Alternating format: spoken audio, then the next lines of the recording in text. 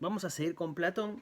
Habíamos dejado en la última clase con el problema del alma, eh, y lo que habíamos estado viendo es que, voy a hacer un repaso, ¿no? La filosofía de Platón, la metafísica de Platón, de alguna manera podía ser entendida como la respuesta a un problema que era político, ¿sí? Yo les decía que los filósofos nunca, nunca empiezan a filosofar desde lo abstracto, siempre se empieza a partir de un problema concreto, ¿no? Uno puede terminar en una posición metafísica, pero nunca se empieza por ahí. Y el punto de partida de la filosofía de Platón es un problema político, ¿no? Que tiene que ver con poder, a partir del diagnóstico que Platón hace sobre la polis y decir que la polis está enferma y que está enferma de injusticia, el problema que se presenta a partir de ese diagnóstico es cómo distinguir el político real del aparente, ¿no? De quién sabe realmente curar a la polis de quién solo lo sabe aparentemente, ¿no? Y ahí va a aparecer en la metafísica esta distinción fundamental entre lo real y lo aparente. Eso lo llevó a Platón a hacer un análisis sobre la injusticia, ¿no? La enfermedad, digamos, la enfermedad de la polis es la injusticia, ¿no? La polis está enferma de injusticia. Y él va a definir a la injusticia como una cuestión de medida, ¿no? El problema de la injusticia en la polis es que hay, digamos, no está gobernada por medida, ¿no? El funcionamiento de cada una de sus partes no lo cumple con una medida justa, ¿no? Con una buena medida, ¿no? El análisis de ese problema de la injusticia en la polis lleva al problema de cuál es la mejor medida, ¿no? Recuerden que hay tres partes: los gobernantes, los guerreros y los productores. La medida de todo el funcionamiento de la totalidad la dan los gobernantes con las leyes, que había que entenderlas como medidas, y la clave era entender cuál es la mejor medida, porque no es tan fácil definirlo, ¿no? Digamos, cuál es la mejor medida para los impuestos. No sabemos a partir de cuánto uno tiene que pagar ganancias. O cuál es la mejor medida para, qué sé yo, para la producción de los alimentos. Cuántas hectáreas tenemos que plantar de soja, de trigo. Son cuestiones de medida que las leyes deberían regular. Entonces, lo primero que tiene que tener la polis es medida. Y lo segundo es la mejor medida. Y ahí va a aparecer la justicia, ¿no? Entonces, el final del problema político sería cuál es la mejor medida. Y conocer la mejor medida es conocer lo que sería el fundamento de lo justo, ¿no? Es decir, no solo conocer medidas o cosas justas, sino conocer aquello que hace que lo justo sea justo. Ese problema de la polis se corresponde con el problema del alma, porque Platón también considera que el alma tiene tres partes, al igual que la polis, que son la parte racional, la parte irascible y la parte concupiscible. Y que también el problema del alma es un problema de medidas, ¿no? Y el alma también sufre de injusticia cuando no está bien gobernada. Entonces, lo que les voy a explicar hoy es continuar justo con esto, y se podría decir que vamos a empezar explicando lo que vamos a llamar la constitución del sujeto ético, estético, político. ¿Sí? La constitución del sujeto ético, estético, político. Y eso después nos va a llevar finalmente sí a entender la metafísica de Platón. Y en un tercer lugar, si llegamos, vamos a ver la alegoría de la caverna y del sol. En el alma, decíamos la vez pasada, también ocurre lo mismo que en la polis. Eh, la polis tenía un problema de medida y el alma también tiene un problema de medida, sobre todo porque la parte concupiscible, que es la parte de los deseos, tiende a la desmedida, ¿no? Tiende a la hibris. En la metáfora del carro alado, ese es el caballo negro que tiende hacia lo sensible, hacia lo material, hacia lo corporal, hacia la sensualidad, ¿no? Entonces, el cochero, que sería la razón, tiene que estar tironeando para que ese carro no domine al alma, ¿no? Eh, y ese es el problema, ¿no? Entonces, en el alma se presenta un problema que es un problema de gobierno. Acá hay un planteo interesante que han hecho los griegos, y que tiene que ver con cómo han problematizado moralmente a los placeres, ¿no? Es decir, eh, qué mirada han tenido sobre qué problema tienen los deseos, ¿no? ¿Cuál es el problema de esos deseos? Si se entendió la vez pasada lo del carro alado y lo que estoy empezando a explicar, nosotros sabemos que el problema está en que ese caballo se desboca, ¿no? Que los deseos tienden a la desmesura, a la falta de medida precisamente, ¿no? Ahora, eso nos lleva al verdadero problema del alma, que es el problema del gobierno, como en la polis. Cuando eso ocurre, cuando uno se deja llevar por los deseos, es que hay un problema de gobierno. Es lo mismo que en la polis. Cuando hay mala medida es porque los gobernantes no están poniendo la medida, no están gobernando propiamente. Y en el alma pasa lo mismo. Cuando en el alma hay injusticia, es porque quien tiene que gobernar en el alma, que es la parte racional, no lo está haciendo. Y entonces uno se deja llevar, están como desbocados esos caballos, ¿no? Y uno se deja llevar, se arrastra por los placeres, ¿no? Porque esa es la tendencia, ¿no? Uno tiende a perder el control, ¿no? Yo cada vez que empiezo a beber pierdo la cabeza, ¿no? Es como que no lo puedo controlar. O, nada, otro ejemplo. A mí cada vez que, no sé, mi mamá me hace las milanesas, no puedo terminar. O sea, me como todo lo que me pongan en el plato. ¿No? Es como que no me puedo controlar. Con los deseos, con los placeres, de todo orden. Siempre está este problema, que es un problema de gobierno. Entonces, eh, para que el alma sea virtuosa, para que en el alma haya justicia, se tiene que dar lo que los griegos llamaban la encrateia. Encrateia. Encrateia. No, crateia. Encrateia, kratos quiere decir poder, y encrateia es el poder de uno mismo, sobre uno mismo, ¿no? Es el autogobierno o el autodominio, o el dominio de sí. Lo que importa fundamentalmente es el dominio de los placeres. Los placeres, desde un punto de vista moral, no son ni buenos ni malos para los griegos. Es una cosa súper interesante que tiene la cultura griega, ¿no? Por lo menos desde la filosofía se lo había planteado así. Que es muy diferente al modo en que nosotros tenemos de plantear el problema moral, ¿no? Nosotros, esta cultura cristiana que somos nosotros, lo ha planteado de una manera muy distinta. En la historia de nuestra cultura cristiana occidental, el eje estuvo puesto en la naturaleza de esos deseos, ¿no? Y la propia naturaleza del deseo había sido considerado mala o pecaminosa, por ejemplo, ¿no? Y por lo tanto había deseos y placeres que eran malos en sí mismos. Para el cristianismo, el problema moral de los placeres pasa por el objeto del placer o por el objeto del deseo. Es decir, vos qué deseás. Vos sos un hombre y deseas a otro hombre, está mal.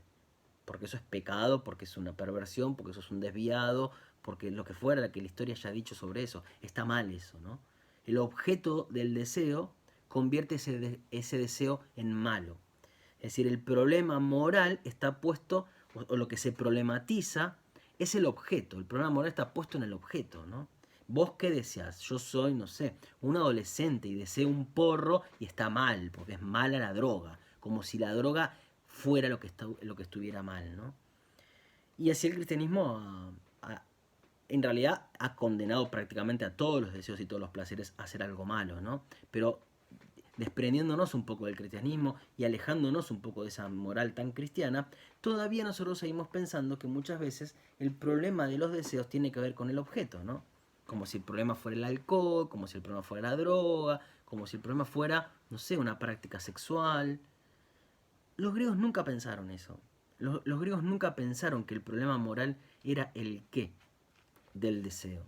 Los griegos problematizaron moralmente el cómo del deseo. Es decir, para los griegos no era un problema de la naturaleza del deseo, sino del uso, de cómo usamos los deseos. ¿Sí? Esto lo trabajó muy bien Michel Foucault en la historia de la sexualidad, en su libro Historia de la sexualidad, por lo menos en el volumen 2, sobre todo, está muy bien problematizado esto y aparece en toda la problemática del alma, incluso en Platón, ¿no?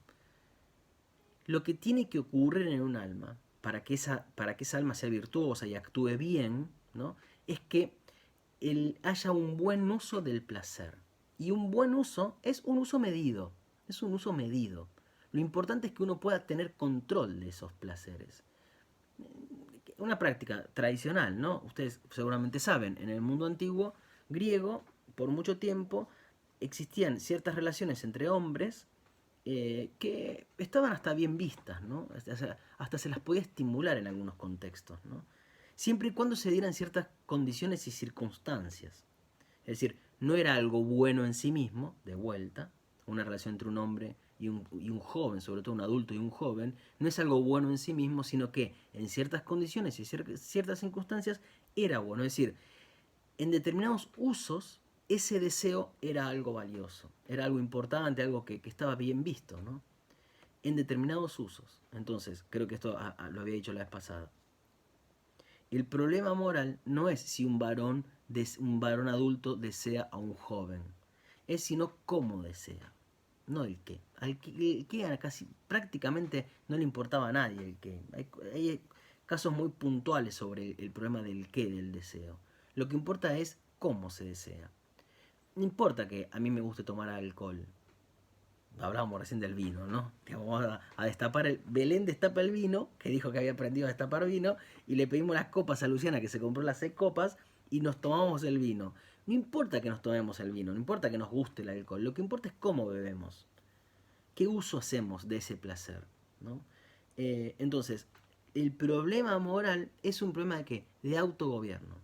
El tema es si uno se está autogobernando. Es decir, si uno es el cochero que tiene las riendas de esos placeres y que los mantiene a raya, digamos, y que le puede dar rienda suelta cuando quiere y cuando no quiere los ajusta, ¿no? ¿Recuerdan la metáfora del cochero? Las riendas van poniendo la medida a esas fuerzas que tienden a desbocarse, ¿no? Yo les había hecho la relación con la Upanishad, la Kata Upanishad de la India, y ahí decía que las riendas eran como la mente, ¿no? Es decir, uno tiene que poder racionalmente imprimirle una medida. Que no quiere decir que haya que negar los deseos, que es lo que ha hecho el cristianismo, ¿no? Eso está mal, no podés hacerlo. No está bien desear eso. Los griegos nunca tuvieron esa concepción, ¿no? Para un griego está tan mal el que bebe y termina siempre borracho como aquel que dice yo no bebo. Son extremos, son dos extremos. Aristóteles va a decir un extremo y otros está mal por extremo o por defecto, ¿no? Lo ideal sería como el justo medio, que no es tampoco una especie de medianía mediocre. El justo medio es el punto perfecto en un contexto específico, ¿no? Porque el punto medio es perfecto porque ni le sobra ni le falta nada. No tiene nada que ver con una medianía, ¿no? Con tomar siempre lo mismo. Sería como una vida súper aburrida siempre. No. Punto medio es el modo perfecto en ese momento, en esa circunstancia, con esa gente, en ese momento del día, del año. Cada momento que va variando, porque nosotros vivimos en un mundo que va variando, tendrá sus puntos perfectos. Y quien sabe identificar ese punto perfecto es la racionalidad o la razón.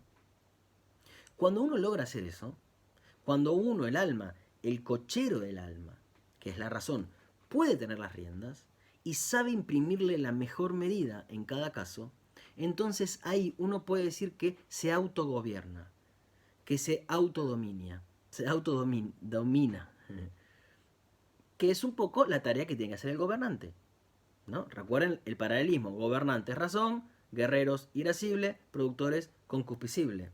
Los gobernantes tienen que poder poner una medida y la mejor medida, y la razón también tiene que poner una medida y la mejor medida. Con lo cual no solo tendrá que gobernarse de la mejor manera el alma. La razón tendrá que hacerlo con la mejor medida. Ahora les voy a decir qué quiere decir eso. Cuando el sujeto puede hacer esto, cuando el sujeto puede autogobernarse, entonces vamos a decir que deviene un sujeto ético. Un sujeto ético. ¿Sí? Dije que les iba a hablar de la constitución del sujeto ético, estético, político. Acá estamos en lo ético. Uno deviene un sujeto ético. No es difícil entenderlo, ¿no? Ethos en griego quiere decir el carácter, ¿no? Es decir, uno moldea su carácter y lo hace correctamente cuando se autogobierna con la mejor medida. Acá vuelve a aparecer el problema de cuál es la mejor medida.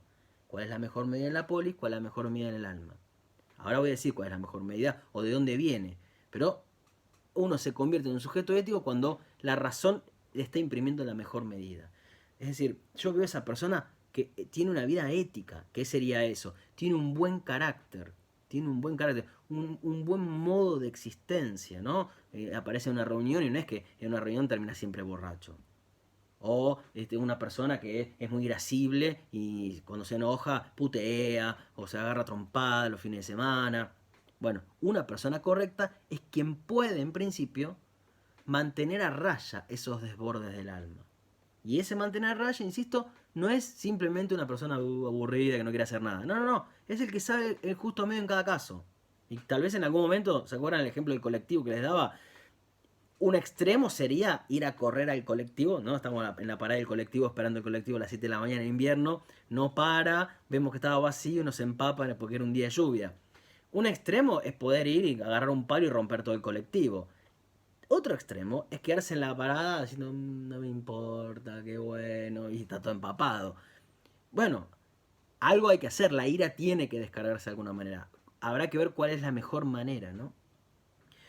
Un sujeto ético es el que sabe cómo manejar justamente, es decir, correctamente esas fuerzas, esos caballos que tienden a la desmedida.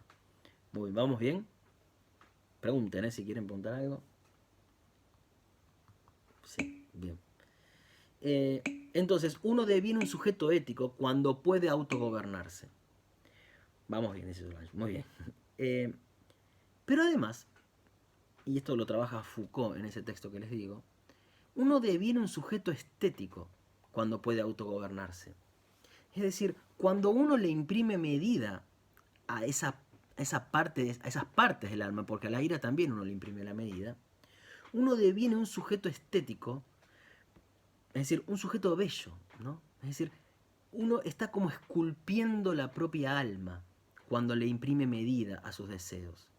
Y la escultura que uno va realizando es un objeto bello, es decir, es una obra de arte. Cuando uno puede autogobernarse y deviene un sujeto ético, lo que está haciendo al mismo tiempo es convirtiendo a la propia vida en una obra de arte. ¿Por qué?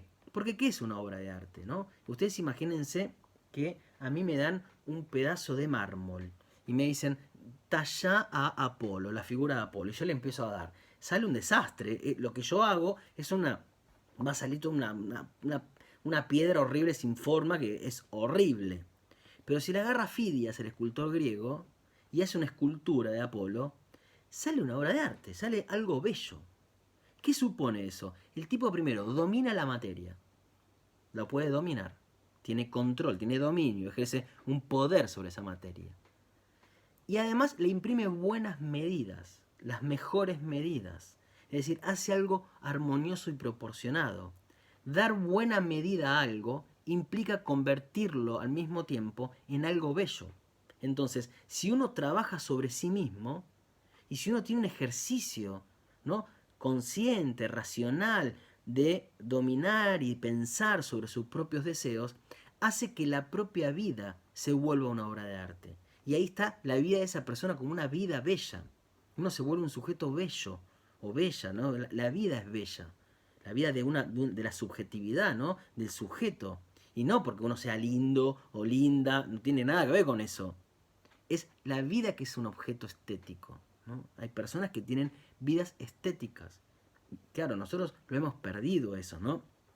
Para nosotros una vida estética es coincidir con los parámetros de belleza estándares de nuestra época, usar la ropa a la moda y hablar con los términos que la moda nos dice que tenemos que hablar. Todo un desastre, no tiene nada que ver con la belleza como la entendían los griegos por lo menos, ¿no?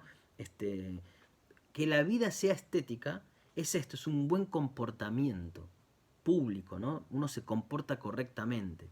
Entonces, uno cuando se autogobierna, cuando el cochero tiene bien las riendas y puede imprimir la mejor medida, me está quedando decir cuál es la mejor medida, el sujeto se convierte en un sujeto ético y se convierte al mismo tiempo en un sujeto estético. La propia vida se vuelve una obra de arte, ¿no? Una cosa, bueno, maravillosa, a mí me parece. Y maravillosa esta idea de que el problema moral es el cómo. ¿Cuántas cosas se hubieran solucionado si nuestra cultura hubiera problematizado de esta manera? Sobre todo con las adicciones, por ejemplo, ¿no? Que históricamente y todavía se siguen pensando que el problema es el alcohol, el problema es la droga, ¿no? Y no en el uso, porque la droga existió siempre en la historia de la humanidad, por ejemplo. Siempre existió. Ahora, adictos a la droga, no sé si existió siempre adictos, ¿no?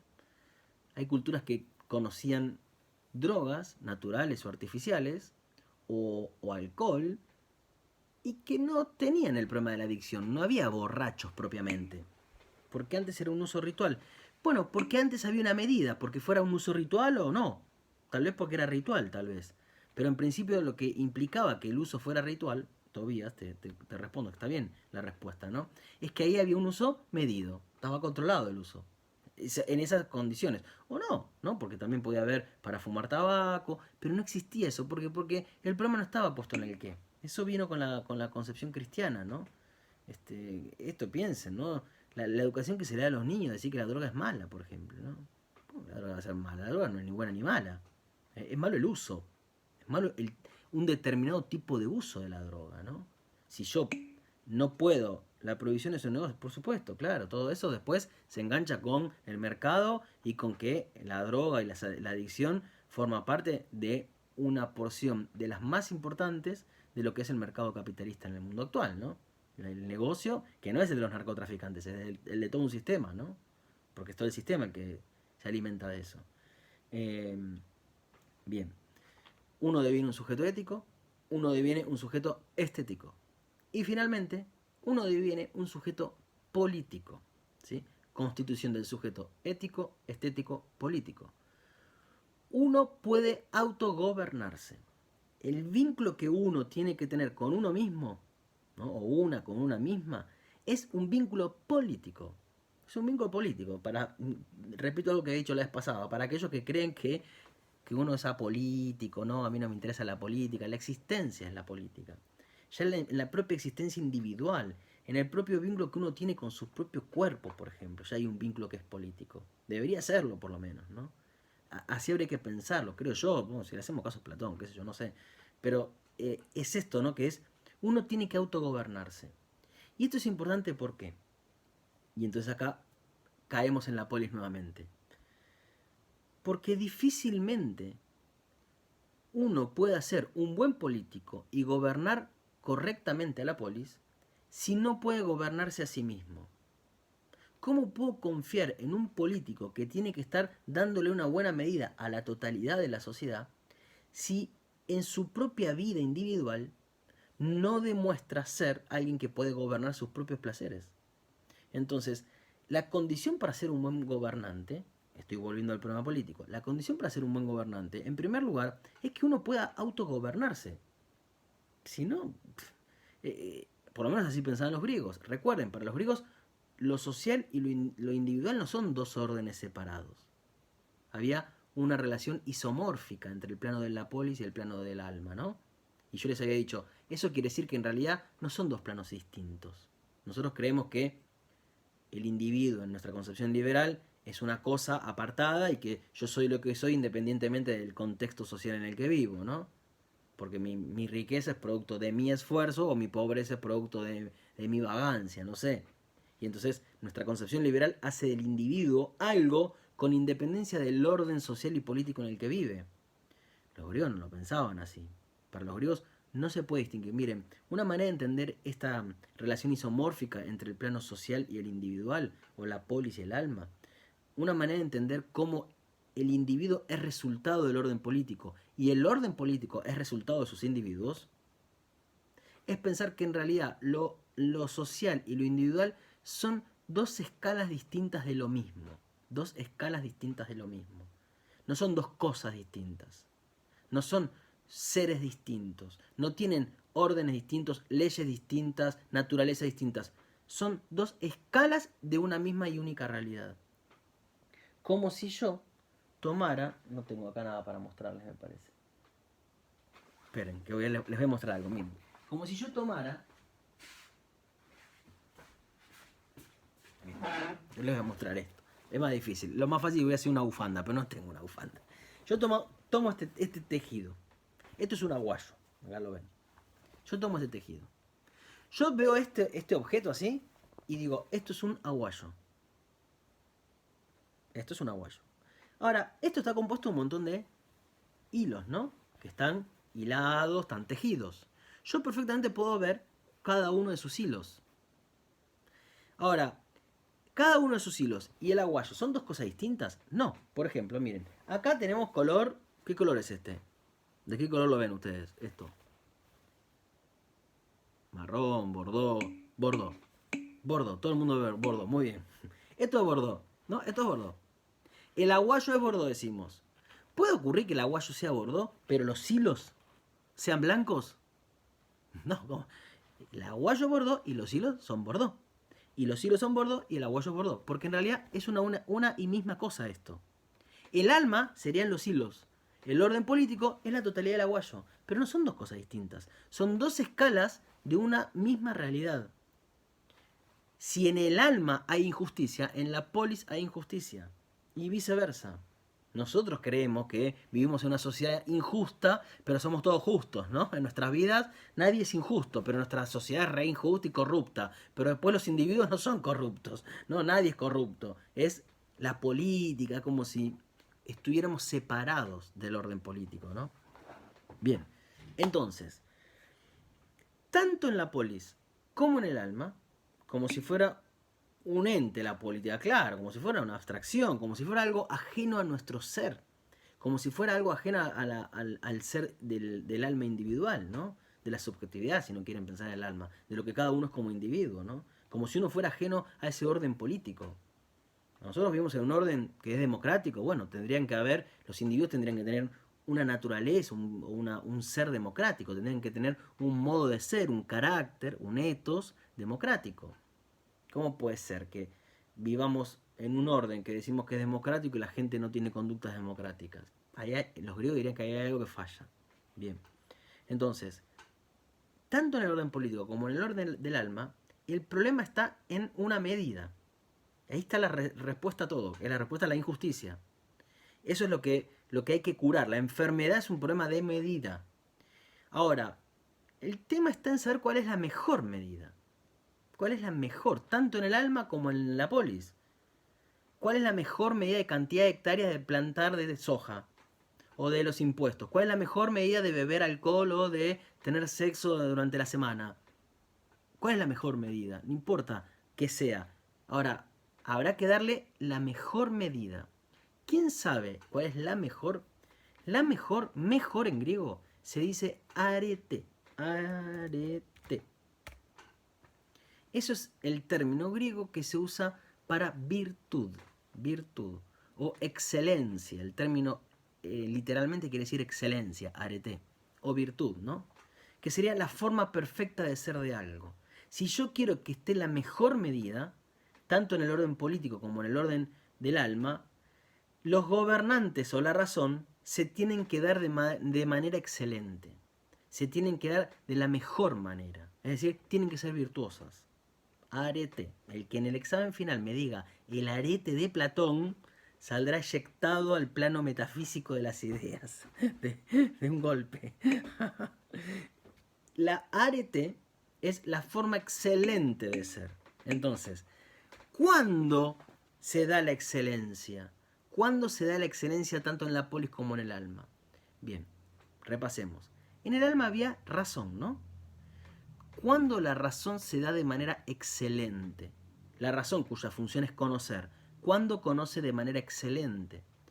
Cuando posee sofía. La sofía es una virtud de la parte racional. Sofía, ¿qué quiere decir? En los términos de nuestra materia, el conocimiento del arjé. Cuando conoce el arjé. Cuando los gobernantes van a gobernar, van a legislar de la mejor manera, cuando los gobernantes conozcan la arjé. Es decir, cuando esos gobernantes tengan sofía, que será conocer el fundamento de ¿qué? De lo justo. No cuando conozcan cosas justas, sino cuando conozcan el fundamento de lo justo. De ahí esa idea que habíamos dicho de que el gobernante tenía que ser filósofo. Con lo cual, el planteo tanto de la polis como del alma nos lleva irremediablemente al problema del fundamento en Platón. De cuál es la arjé, en este caso de lo justo, por ejemplo. ¿Cuál es el problema del arjé? Es decir, ahí aparece la metafísica entonces.